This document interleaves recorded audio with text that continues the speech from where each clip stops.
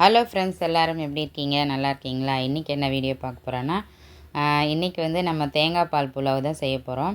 இது வந்து ரொம்ப சூப்பராக இருக்கும். கண்டிப்பாக நீங்கள் ட்ரை பண்ணி பாருங்கள். இப்போ வந்து நான் வந்து இந்த சமையல் எப்படி செய்யறது அப்படின்றது இந்த வீடியோவில் சொல்ல போகிறது கிடையாது. நீங்கள் வந்து எப்படி செய்கிறன்றதை பார்த்துக்கிட்டே இருங்க. அப்படியே நான் சொல்கிறதையும் கேட்டுக்கோங்க. ஆனால் இந்த சாப்பாடை பற்றி, இந்த சமையல் பற்றி தான் நான் பேச போகிறேன்.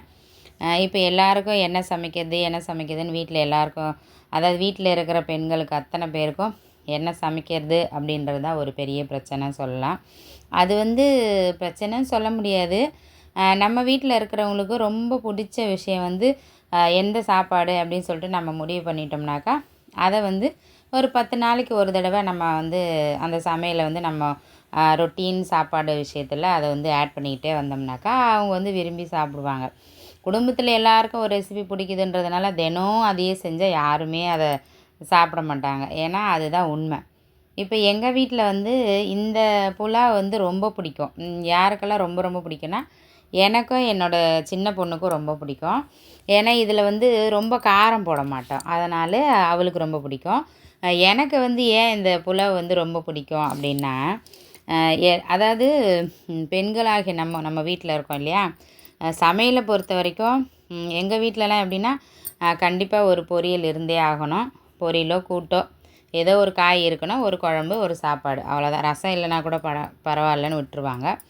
அப்போ எல்லாத்தையும் இந்த காரக்குழம்பு வச்சா பொரியல் பண்ணணும், சாம்பார் வச்சா கூட்டு பண்ணணும், இல்லை வறுவல் பண்ணணும் அப்படின்னு யோசனை பண்ணி செஞ்சுக்கிட்டே இருக்கணும்.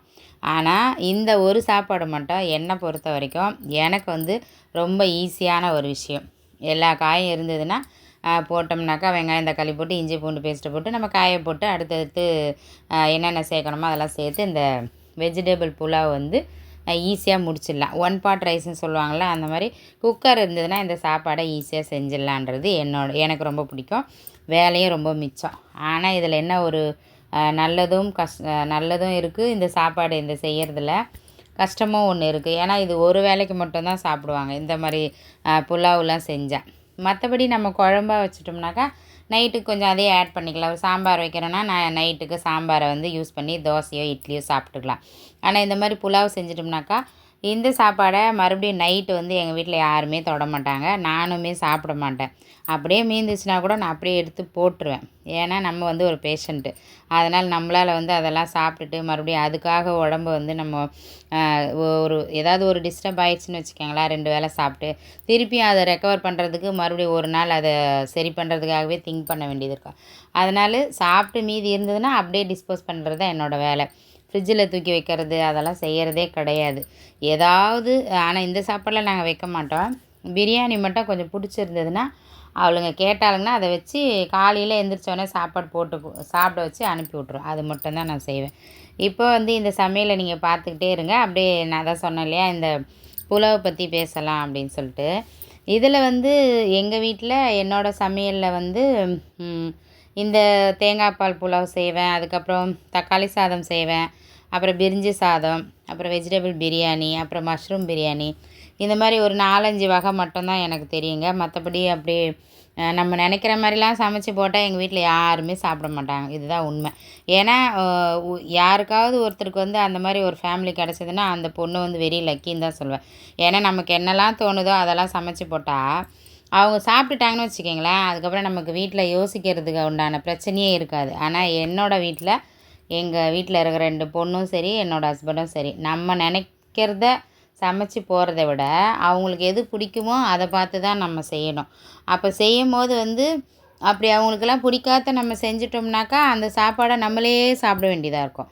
அதனால் அந்த 3 பேருக்காகவே என்னோடய லைஃப் வந்து அவங்களுக்காக அர்ப்பணிக்கப்பட்டதுன்னு தான் சொல்லணும். ஏன்னா எப்போவுமே அவங்களுக்கு என்ன பிடிக்கும், இவங்களுக்கு என்ன பிடிக்கும்னு யோசித்து அந்த 3 பேருக்கும் தேவையானது சேர்த்து அதுவும் ஒரு வேளைக்கு தான் சமைக்கணும். 2 வேளைக்காக சமைச்சு வச்சிட்டோம்னாக்கா அது இறங்காது. இப்படி ஒரு கஷ்டமான சூழ்நிலையில் நிறைய குடும்பம் இருக்கும்.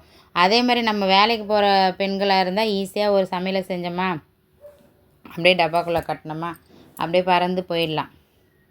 ஆனால் வீட்டில் இருக்கிறவங்களுக்கு வாய்ப்பே கிடையாது. இப்போ இந்த சமையல்லாம் செய்யணுன்னா நான் 12 மணிக்கு குக்கரை வச்சு செஞ்சு 1 மணிக்கு முடித்து 1:30 2 மணிக்கு அப்படியே சூடாக சாப்பாடு போடணும். அப்புறம் இந்த பச்சை பட்டாணி சொல்ல வரேன். இப்போ இருக்கிற பட்டாணிலாம் அப்படியே ரைஸோடு போட்டு விட்டோம்னா வேகவே மாட்டேங்குதுங்க. அதனால் என்ன பண்ணுறதுன்னா அந்த நைட்டு ஊற போட்டு மறுநாளும் குக்கரில் ஒரு 2 விசில் போட்டு தனியாக எடுத்து வச்சு அதுக்கப்புறம் இது உள்ளே சேர்க்குறதா இருக்குது. முன்னாடிலாம் நம்ம போட்டோடனே நல்லா வெந்துடும். இப்போ என்னன்னு தெரியல வேக மாட்டேங்குது. அதனால் அதை கொஞ்சம் வேக வச்சு எடுத்து சேர்க்குறதா இருக்குது. இது வந்து தேங்காய் புலாவ் வந்து தேங்காய் பால் புலாவ் சூப்பராக இருக்குங்க கண்டிப்பாக. ஏன்னா இதில் வந்து நம்ம தக்காளி சேர்க்க மாட்டோம். இந்த லெமன் ஜூஸ் தான் சேர்த்துப்போம். தக்காளியோட ஃப்ளேவர் இதில் இருக்காது. ஆனால் வெள்ளையாகவும் இருக்கும் பார்க்குறதுக்கு. ஆனால் நான் ஹோட்டல்லலாம் சாப்பிட்டு இருக்கிறது வந்து எப்படின்னா தேங்காய் பால் புலாவ்னு நான் சாப்பிட்டது கிடையாது. இந்த கீ ரைஸ்ன்னு கொடுப்பாங்க.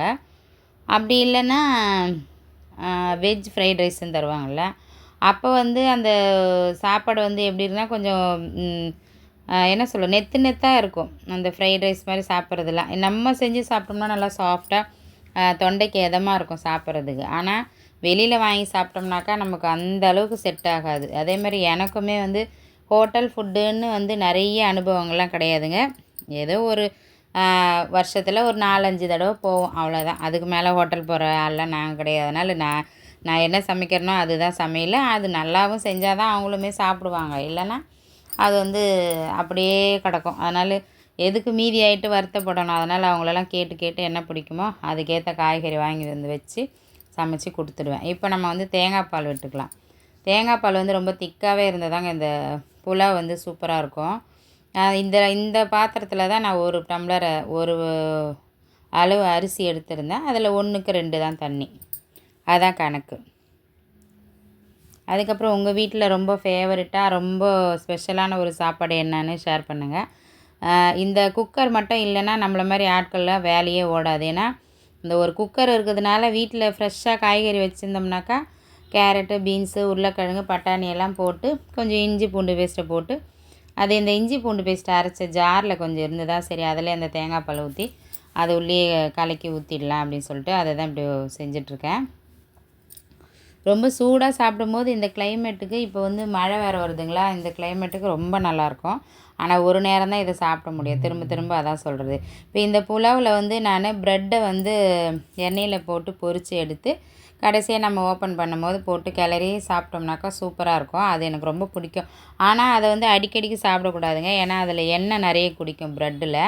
அதனால் அது வந்து கொலஸ்ட்ராலுக்கு இருக்கிறவங்க அதை சாப்பிடக்கூடாது. அதனால் லைட்டாக ஒரு 2 பீஸ் மட்டும் எடுத்து அதை கட் பண்ணி எண்ணெயில் பொரித்து நம்ம இதில் சேர்த்துக்கிட்டோம்னாக்கா சூப்பராக. ஏன்னா தேங்காய் பாலோட டேஸ்ட்டு அந்த ப்ரெட்டில் அப்சர்வ் பண்ணிச்சுன்னா சூப்பராக இருக்கும். ட்ரை பண்ணி பாருங்கள். இப்போ எல்லாத்தையும் முடிச்சுட்டு அரிசியை போட்டு மூடி விசில் போட்டு எடுத்துட்டோம்னாக்கா தேங்காய் பால் புலாவ் ரெடி. அதுக்கப்புறம் தொட்டுக்கிறதுக்கு இதுக்கு வந்து பச்சடி அவ்வளோவா நல்லா இருக்காது.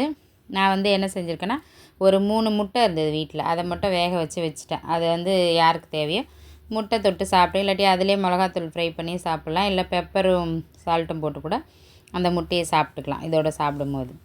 நான் வந்து வெறுமையாகவே சாப்பிட்டேன். இல்லைனா ஊறுகாய் கூட சாப்பிட்லாம், சூப்பராக இருக்கும். அதுக்கப்புறம் என்னோடய வீடியோஸ் பிடிச்சிருந்தா கண்டிப்பாக லைக் பண்ணுங்கள்.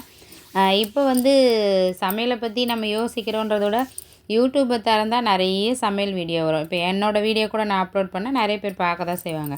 அப்படி பார்க்குற எல்லா சமையலுமே வீட்டில் செய்ய முடியாதுங்க. ஏன்னா நம்ம ஒரு ஸ்டைலில் வந்து நம்ம வீட்டில் வளர்த்துட்ருப்போம் ஆளுங்களை. இப்படி தான் சாப்பிட்ணும் அப்படி தான் சாப்பிட்ணும்னு சொல்லிட்டு நம்மளா ஒரு வீடியோ பார்த்துட்டு அதை செஞ்சு வச்சுட்டோன்னு வச்சுக்கோங்க, அது சாப்பிட்லன்னா அவ்வளவும் வேஸ்ட்டாக போயிடும். அதுக்காக என்ன பண்ணுறதுன்னா நான் அதெல்லாம் ட்ரை பண்ணுறதே இல்லை. எப்போயாவது ஏதாவது பிடிச்சிருந்தா நான் ட்ரை பண்ணி நான் சாப்பிட்டு பார்த்துட்டு அதுக்கப்புறம் அவங்களுக்கும் கொஞ்சம் கொடுத்து அது ஓகேன்னா தான் செய்யறது. இப்போ இதில் என்ன ஒரு ஹைலைட்னால் இந்த கடைசியாக தேங்காய் பால் ஊற்றிட்டு இந்த புதினா போடுறோம் பார்த்தீங்களா, க்ளோஸ் பண்ணுறதுக்கு முன்னாடி அது வந்து திறக்கும் போது அதே புதினா அப்படியே இருக்கும். அப்போ வந்து நல்லாயிருக்கும். அந்த நம்ம வதக்கும் போது போடுறத விட இதை அப்படியே போட்டு மூடி வச்சுருந்தோம்னாக்கா சூப்பராக இருக்கும். இப்போ வந்து புலாவ் ரெடி ஆயிடுச்சு. இப்போ அதை நம்ம விசில் எடுத்து அந்த ப்ரெட்டை பக்கத்தில் பொரித்து வச்சுருக்கேன் பாருங்கள், அதை எடுத்து அதில் கொட்டி கிளறிடலாம். இப்போ அந்த பக்கம் நான் வந்து ப்ரெட்டை வந்து பொரிச்சிட்டேன்.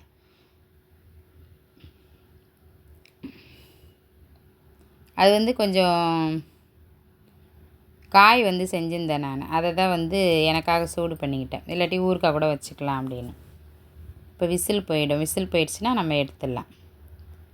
இது வந்து விசில் நல்லா அடங்கி அதுக்கப்புறம் எடுக்கிறத விட விசில் இருக்கும்போதே எடுத்து இந்த மாதிரி சுட சுட எடுத்து கிளறிட்டோம்னாக்கா அந்த இப்போ இதுக்கு வந்து இறக்கும் போது கொஞ்சம் நெய் போட்டுக்காங்க. ஒரு 1/4 ஸ்பூனோ இல்லை 1/2 ஸ்பூனோ நெய் விட்டிங்கன்னா அந்த தேங்காய் பால் புலாவுக்கு அந்த நெய் வாசத்தோட செம்ம டேஸ்ட்டாக இருக்குங்க. உங்களுக்கெல்லாம் நீங்கள் சமைக்கிறதுலே இதுதான் எனக்கு ரொம்ப பிடிக்கும்னு ஏதாவது ரெசிபி இருந்ததுன்னா கமெண்ட் பண்ணுங்கள், தெரிஞ்சுக்கலாம். இப்போ சென்னையில் மழை ஸ்டார்ட் ஆயிடுச்சுங்க. இப்போ ஒரு புயல் வருதுன்னு சொன்னாங்க. ஆனால் மழையை தான் காணோம். ஆனால் ரொம்ப கிளைமேட் வந்து ரொம்ப இருட்டாக இருக்குது. மழை வரப்பில் தான் இருக்குது. இப்போ நான் இந்த வீடியோ பேசிக்கிட்டு இருக்கிறது வந்து சனிக்கிழமை பேசிகிட்டு இருக்கேன். இந்த வீடியோ எடுத்தது வந்து வெள்ளிக்கிழமை மத்தியானம் நாங்கள் வந்து இந்த புலாவ் செஞ்சு சாப்பிட்டோம். என்னால் முடிஞ்ச வரைக்கும் டெய்லியும் ஏதாவது சமையல் வீடியோ, ஏதாவது விலாக் பேசுகிறது அது மாதிரி போடலான்னு நினைக்கிறேன். கண்டிப்பாக ட்ரை பண்ணுறேன். எவ்வளோ தூரம் போட முடியுமோ அவ்வளோ தூரம் அதை முயற்சி பண்ணி போடணும்னு நினைக்கிறேன். ஒரு சில நேரங்களில் இதில் என்ன ஒரு பிரச்சனைனா கொஞ்சம் கொஞ்சம் அடி பிடிச்சிக்கும். பாருங்கள், இப்பயே அடி பிடிச்சிச்சு. ஆனால் வெள்ளையாக இருக்கும் தேங்காய் பால் புலாவ் வந்து நல்லா. இது வந்து என்னோடய வீடியோஸில் ஃபில்டர்லாம் எதுவும் வராதுங்க. அப்படியே ஒரிஜினல் கிளியாரிட்டி தான். என்னோடய ஃபோன் வந்து கொஞ்சம் கிளியராக தான் தெரியும். அதனால் எனக்கு வந்து பிரச்சனை இல்லை. எனக்கு அந்த ஃபில்டர்லாம் யூஸ் பண்ணவும் தெரியாது. அது எனக்கு தேவையில்லைன்னு நினைப்பேன். ஏன்னா ஒரிஜினலாக நம்ம என்றைக்குமே ஒரிஜினல் தான். என்னைக்காக இருந்தாலும் ஒரிஜினல் தானேங்க. டூப்ளிகேட் தான். அதனால் நான் வந்து அந்த மாதிரி ஃபில்டர்லாம் போடுறதில்ல. இதை நான் பொரித்து வச்சுருந்தேன்ல ப்ரெட்டு, அதை வந்து அதோட ஆட் பண்ணிடலாம். நம்ம கல்யாண வீடுகள்லாம் முன்னாடிலாம் போடுவாங்க ப்ரெட்டு. இப்போ தான் வந்து அந்த மீல் மேக்கர் இருக்குல்ல, அந்த சோயா பன்னு சொல்லுவாங்களா, அதை போட்டுறாங்க. முன்னாடிலாம் எனக்கு விவரம் அதாவது எப்படி சொல்கிறது, 10 வருஷத்துக்கு முன்னாடி கல்யாண வீடுகள்லாம் பார்த்திங்கன்னா இந்த மாதிரி ப்ரெட்டை தான் வந்து பொரித்து போடுவாங்க. அந்த டேஸ்ட் ரொம்ப நல்லாயிருக்கும். அது பாருங்கள், அதுதான் நான் உடனே எடுத்து சாப்பிட்டு பார்த்துட்டேன். எனக்கு ரொம்ப பிடிக்கும். ஆனால் அடிக்கடிக்கு சாப்பிடக்கூடாதுன்னு சொல்லுவாங்க. அது மாதிரி நல்லா கிளறி விட்டு இதோட சாப்பாடு ரெடி ஆயிடுச்சு. இது வந்து இந்த முடிக்கும் போது 1 ஆயிடுச்சு. ஒரு 2 மணிக்கு மேலே நாங்கள் லஞ்சை முடிச்சிடுவோம். உங்கள் வீட்டில் என்ன லஞ்சுன்னு சொல்லிட்டு கமெண்ட் பண்ணுங்கள். இதோட நாளைக்கு ஒரு வீடியோ எடுத்து வச்சுருக்கேன். நாளைக்கு சண்டே ஸ்பெஷல் என்னவோ அதை பார்த்து போட்டு விட்டுடலாம். அதுக்கப்புறம் இப்போ வந்து பாருங்கள், எனக்காக அந்த ஒரு தொக்கு. இப்போ நம்ம செஞ்ச புலாவ்